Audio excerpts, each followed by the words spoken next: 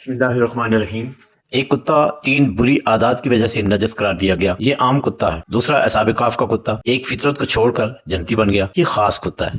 कुरान करीम में कुत्ते को नजस करार देने की 3 वजूहात बयान की गई।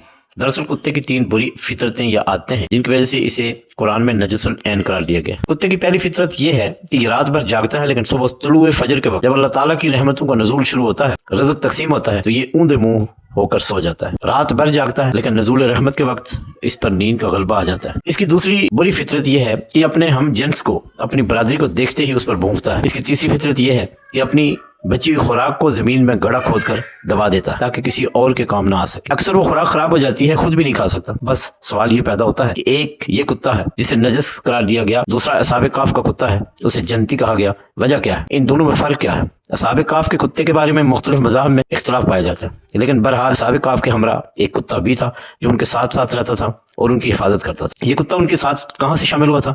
क्या ये उनका शिकारी कुत्ता था या उस चरवाहे का कुत्ता था जो रास्ते में असहाब काफ से मिला था, जो हक की तलाश में था, उन्हें पहचान कर उनके साथ शामिल हो गया था?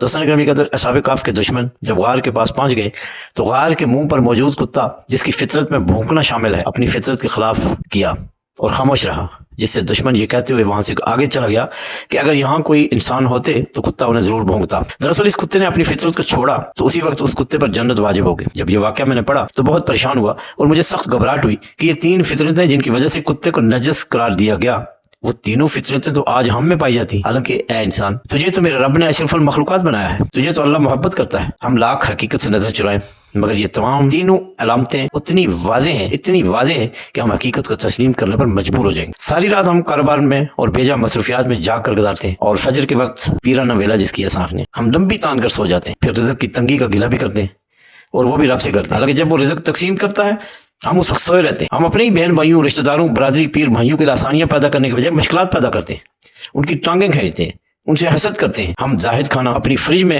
और फालतू पैसा बैंक में रख देते हैं, हालांकि रिश्तेदार भूखे मर रहे होते हैं। बसा औकात फ्रिज में पड़ा हुआ सालन, कुर्बानी का गोश्त खराब भी हो जाता है और हमारे काम भी नहीं आता। क्या ये हम सब की फितरत में शामिल नहीं है? याद रखिए, अगर कुत्ता अपनी एक फितरत को छोड़कर जन्नत का हकदार बन सकता है तो ऐ इंसान जिसे रब ने सबसे बेहतर मखलूक पैदा फरमाया, अगर ये अपनी एक फितरत छोड़ दे तो रब इसकी मफरत नहीं फरमाएगा? हालांकि वो तो इंसान की तौबा का मंतजर रहता है कि कब वो तौबा करे और मैं इसकी तौबा को कबूल करके उसकी मगफरत कर दूं।